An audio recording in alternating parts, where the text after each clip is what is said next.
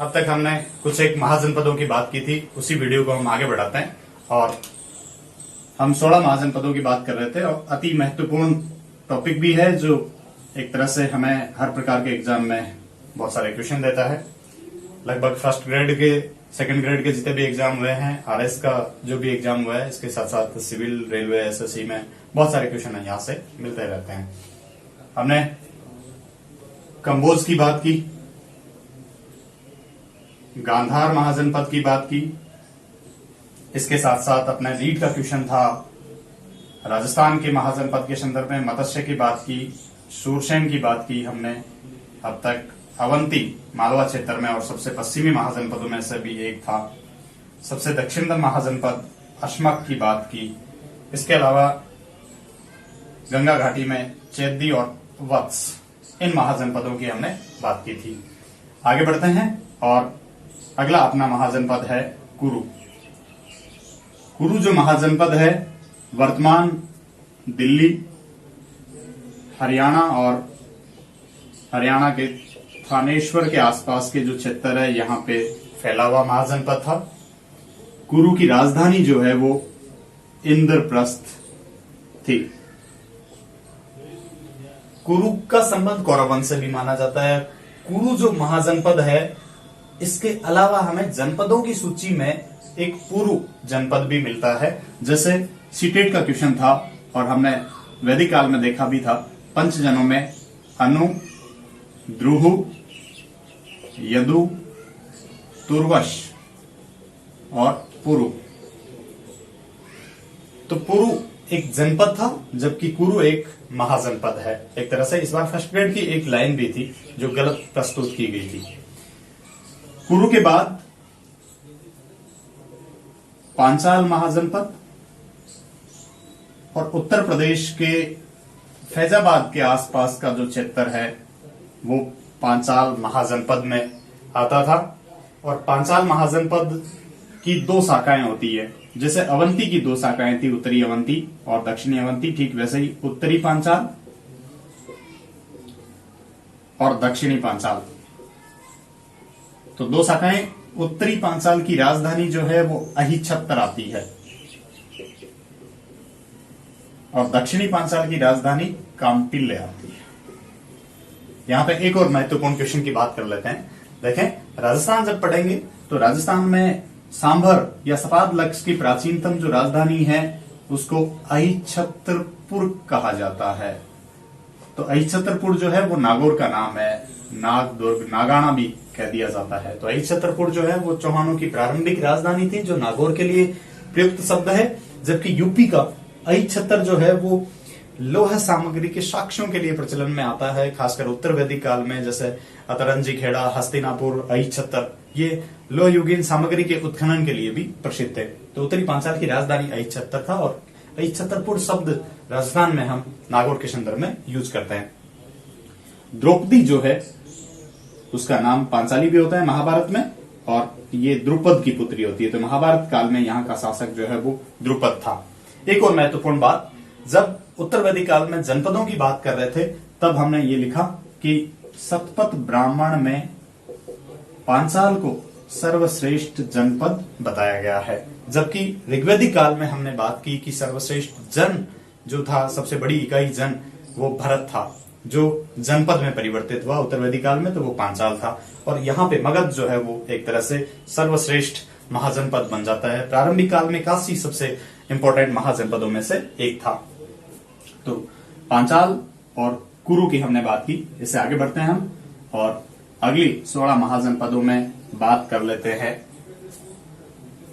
वर्तमान वाराणसी के आसपास का जो महाजनपद था काशी महाजनपद था, और काशी महाजनपद काशी के आसपास का ही क्षेत्र था यूपी में। इसके आसपास का क्षेत्र फैला हुआ। एक बार यूपीएससी का क्वेश्चन भी इंपॉर्टेंट, यूपीपीसीएस का, जिसमें प्रारंभिक महाजनपदों में सबसे शक्तिशाली महाजनपद के संदर्भ में क्वेश्चन पूछा गया। तो 6ठी शताब्दी ईसा पूर्व में प्रारंभिक महाजनपदों में सबसे शक्तिशाली महाजनपद काशी था और बाद में ये स्थान मगध ने ले लिया। बहुत सारे उसके कारण जिम्मेदार थे। काशी जो है उसकी राजधानी आती है वाराणसी, और ये दो नदियों के नाम से मिलकर बना हुआ शब्द है। वरुणा और असी नदियों के नाम से वाराणसी बना है। काशी के संदर्भ में और इंपॉर्टेंट बात पूछी जा सकती है, काशी संस्कृत शिक्षा का भी मुख्य केंद्र था। जैसे दक्षिण भारत में हम कांची की बात करते हैं, जो एक तरह से पल्लवों की राजधानी थी, तो कांची भी संस्कृत शिक्षा का केंद्र, काशी भी संस्कृत शिक्षा के अध्ययन का मुख्य केंद्र होता है। इसके अलावा काशी में संगीत की शिक्षा भी दी जाती थी, संगीत शिक्षा का मुख्य केंद्र भी था। प्राचीन काल में व्यापारिक दृष्टि से खासकर सूती और रेशमी वस्त्रों का मुख्य व्यापारिक केंद्र भी काशी होता है। इसको बनारस भी कहा जाता है, इसको वाराणसी भी कहा जाता है, मोक्ष की नगरी भी है एक तरह से। तो काशी महाजनपद सबसे शक्तिशाली महाजनपदों में, और इसकी राजधानी वाराणसी, वरुणा और असी नदी के नाम से प्रसिद्ध है। प्रारंभिक काल में व्यापार का भी एक मुख्य केंद्र, संगीत शिक्षा का भी एक मुख्य केंद्र था।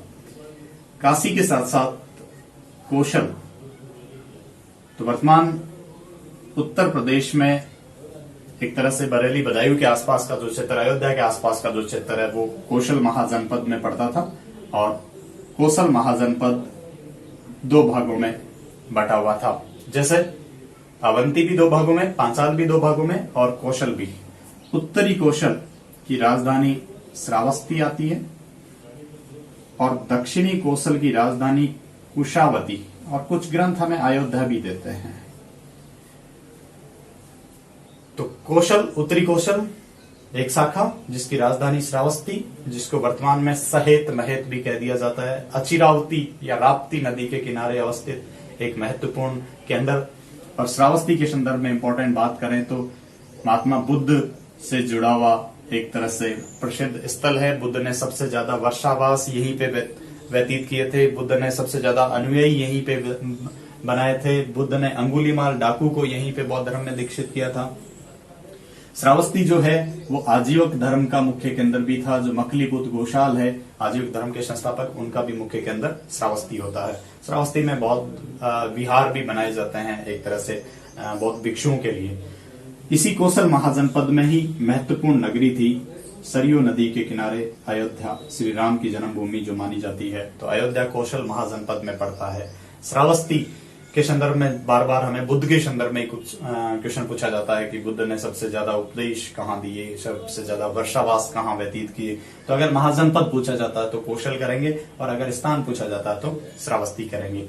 कौशल का शासक जो है वो प्रसेनजीत था,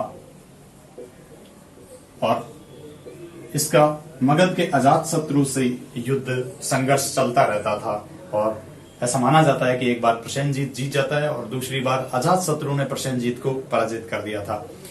यही कारण था कि प्रसेनजीत ने संधि की और काशी को फिर से एक तरह से दहेज के रूप में अजात शत्रु को सौंप दिया था, और अपनी पुत्री वाजिरा का विवाह अजात शत्रु के साथ कर दिया गया था मगध साम्राज्य के उत्कर्ष के समय एक तरह से।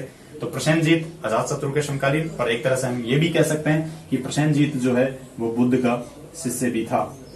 तो बुद्ध के समकालीन ही था अजात शत्रु भी, अर्थात बुद्ध की मृत्यु के बाद, महापरिनिर्वाण के बाद पहली बौद्ध संगीति अजात शत्रु ने आयोजित की थी अपनी राजधानी राजगृह में। तो प्रसेनजीत बुद्ध के समकालीन हुए। कौशल एक महत्वपूर्ण जनपद हम महाजनपद हम मान सकते हैं, और काशी का पड़ोसी महाजनपद भी था। कालांतर में मगध में इसका विलय हो जाता है। कौशल महाजनपद के बाद हम बात कर लेते हैं सबसे पूर्वी महाजनपद अंग की। तो सबसे पूर्व का महाजनपद पूछा जाए तो एक तरह से अंग महाजनपद है। वर्तमान बिहार के भागलपुर और मुंगेर क्षेत्र में विस्तृत महाजनपद था। हालांकि ये लगता मैप में देखने से बिहार में ही है, बंगाल में ही है, लेकिन महाजनपद जो है उसकी अवस्थिति बिहार में थी, अंग महाजनपद। इसकी राजधानी चंपा थी, जिसको मालिनी भी साहित्यिक ग्रंथों में कहा गया है। इसके बारे में हमें एक और इम्पोर्टेंट क्वेश्चन ये पूछा जा सकता है कि सबसे पूर्व में स्थित महाजनपद कौन सा है, तो अंग महाजनपद सबसे पूर्व में था। दूसरा इंपॉर्टेंट क्वेश्चन कि चंपा जो है बुद्धकालीन 6 बड़े महानगरों में से एक था, जो बुद्ध के समय 60 बड़े नगर थे, उनमें 6 बड़े नगरों में से चंपा का स्थान आता है। राजगृह भी उनमें से था, कौशाम्बी भी था। और चंपा जो है वो राजगृह के रहने वाले वास्तुकार महागोविंद ने डिजाइन किया था। तो इसके वास्तुकार आते हैं महागोविंद। यहाँ का शासक ब्रह्मदत्त था और उसने बिंबिसार के पिता को भद्दिये को पराजित किया था। तो मगध के शासक भद्दिये को ब्रह्मदत्त ने पराजित किया। कालांतर में बिंबिसार ने अंग का विलय मगध में कर लिया था और अंग का उपराजा बनाया था अजातशत्रु को। अर्थात अजातशत्रु अंग का एक तरह से गवर्नर कह सकते हैं और अंग का विलय मगध साम्राज्य में हुआ था। मगध की प्रारंभिक विस्तारवादी नीति का एक प्रतीक था। आगे बढ़ते हैं। अंग के साथ साथ अगला महाजनपद जो है वो मगध, उसकी अलग से भी बात करेंगे हम मगध की। यहाँ पे थोड़ी सी जनरल बात कर लेते हैं। मगध महाजनपद वर्तमान बिहार के पटना के आसपास क्षेत्रों में विस्तृत महाजनपद था। काशी के बाद दूसरे नंबर पर सबसे महत्वपूर्ण और सबसे शक्तिशाली महाजनपद की बात करें तो मगध का स्थान आता है। शक्तिशाली महाजनपद प्रारंभिक समय में जो स्थान काशी का था, बाद में मगध ने वो स्थान ले लिया एक तरह से। और कालांतर में अगले वीडियो में हम ये भी देखेंगे कि मगध के शक्तिशाली होने के बहुत सारे कारण होते हैं। बहुत सारे शासक जो है वो योगदान देते हैं। बहुत सारी लोहे की खानें हैं जो हथियारों के रूप में योगदान दे रही थी। हाथियों को सेना में एक तरह से बहुत व्यापक स्तर पर भर्ती किया जाता है, यूज किया जाता है। तो मगध एक शक्तिशाली महाजनपद बना अन्य सभी महाजनपदों में। मगध की राजधानी जो है वो राजगृह। पहले मगध की राजधानी एक तरह से बृहद्रथ वंश के समय देखते हैं कि कुशावती थी और उसके बाद कुशाग्रपुर, उसी का नाम बाद में कालांतर में राजगृह, और कुछ विद्वान राजगृह को अलग एक तरह से राजधानी भी बताते हैं।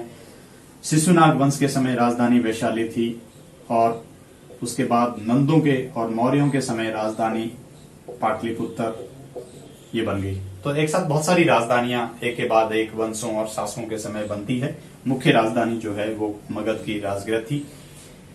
जब उत्तर वैदिक संस्कृति का पूर्व में विस्तार हो रहा था, एक तरह से हम कह सकते हैं कि आर्यों का पूर्व की ओर विस्तार हो रहा था, उस समय जो मगध है वहां पे हम देखते हैं कि गंडक आर्यों की पूर्वी सीमा हो जाती है, जिसको सदानीरा कहा गया है। तो अथर्व वेद में मगध के लोगों को व्रात्य भी कहा गया था, अर्थात निम्न कुल का, नीच कुल का कहा गया था। अंग और मगध को आर्य सीमा से बाहर रखा गया था। यही कारण है कि कालांतर में मगध और अंग ने एक तरह से जवाब दिया था और जितने भी आर्य प्रदेश में फैले हुए जो महाजनपद थे उनका सबका एक के बाद एक विलय मगध में कर लिया गया था। यहाँ के बहुत महत्वपूर्ण शासकों में से कुछ एक वंशों की भी बात करेंगे आगे हम। शासकों में बिंबिसार, अजातशत्रु, महापद्मनंद, धनानंद, बाद में मौर्य वंश के चंद्रगुप्त मौर्य जैसे शासक एक तरह से इसी मगध के ही आधार पर एक तरह से प्रसिद्ध हुए।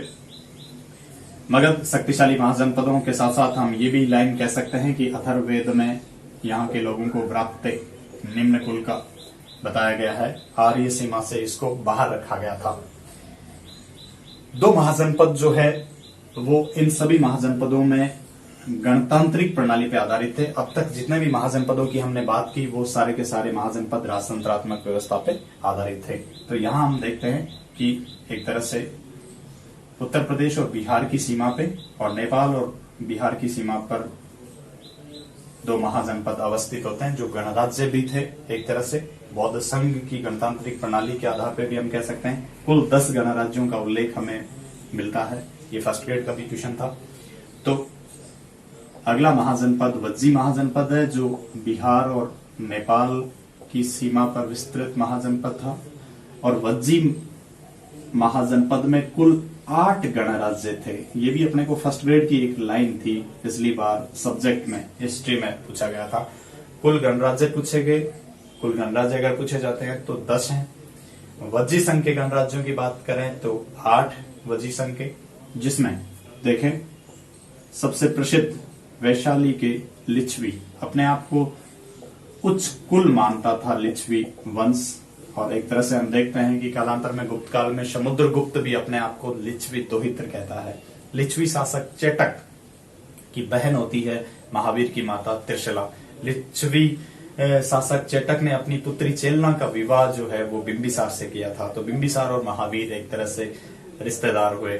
तो लिच्छवी अपने आप को उच्च कुल का, मध्यकाल में हम देखते हैं कि फारस का अफरासिया वंश जो है अपने आप को उच्च कुल का बताता था, ठीक वैसे ही तो वैशाली के लिच्छवी आते हैं। इसके अलावा कपिल वस्तु के शाक्य, और हमने ये भी देखा कि महात्मा बुद्ध का जन्म शाक्य गोत्र या शाक्य क्षत्रिय कुल में हुआ था। इनके अलावा हम देखते हैं कि इसमें मिथिला के विदेह, मिथिला जिसको जनकपुरी भी कहा जा रहा है, और अजातशत्रु वैदेही पुत्र भी था। तो मिथिला के विदेह आते हैं, जनक का संबंध इससे जोड़ा जाता है। इसके अलावा केशपुत्र का कलाम वंश एक तरह से, ये एपीजे अब्दुल कलाम साहब के संदर्भ में नहीं है। सांख्य दर्शन के आचार्य आलार कलाम का संबंध जो है वो केशपुत्र के कलाम से संबंधित था। इसके अलावा हमें वैट द्वीप के ब्राह्मण भी मिलते हैं, ये एक ब्राह्मण कुल था। पिपलीवन के मौर्य, इसके अलावा रामग्राम के कोलिये और सुमसुमार गिरी के भग। बहुत सारे विद्वान जो है मौर्य वंश का संबंध पिपली वन के मौर्यों से भी जोड़ते हैं।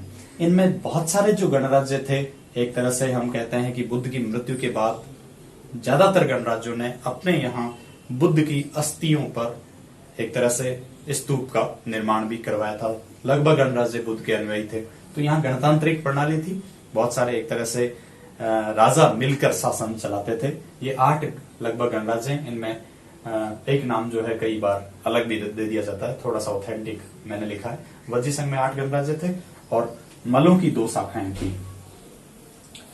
मलों की 2 शाखाएं, एक पावापुरी के मल और एक कुशी नारा जो आधुनिक कसिया है देवरिया में, इसको पावापुरी या पडरोना भी कह दिया जाता है। तो मल महाजनपद का संबंध 2 शाखाओं से है, 2 गणराज्य हैं। टोटल 8 और कुल गणराज्यों की बात करें तो 10 गणराज्य हो गए। एक तरह से मलों में दोनों का संबंध जो है शाखाओं का अति महत्वपूर्ण रहेगा। महावीर स्वामी की जो मृत्यु है वो पावापुरी में हुई थी, तो महावीर का निर्वाण स्थल पावापुरी माना जाता है, जबकि बुद्ध की मृत्यु कुशीनगर में हुई थी। अंतिम एक तरह से चुंद लोहार के यहाँ शुक्र मार्दव उसने ग्रहण किया था, सुबज को उपदेश दिया था। तो बुद्ध का मृत्यु स्थल, बुद्ध का महापरिनिर्वाण स्थल जो है वो कुशीनगर में था। तो बुद्ध का जन्म स्थल वज्जी संघ में अपन देखते हैं कपिल वस्तु शाक्यों में, और मृत्यु स्थल मल्लों के यहाँ कुशीनारा में। 2 महाजनपद जो है वो गणतांत्रिक प्रणाली पे आधारित थे, गणराज्य परंपरा थी।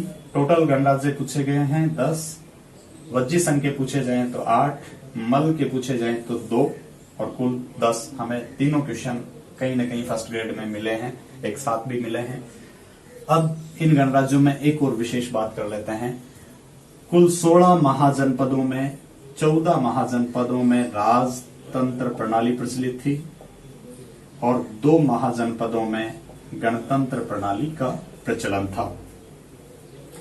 इसके साथ साथ 3 महाजनपद ऐसे थे जो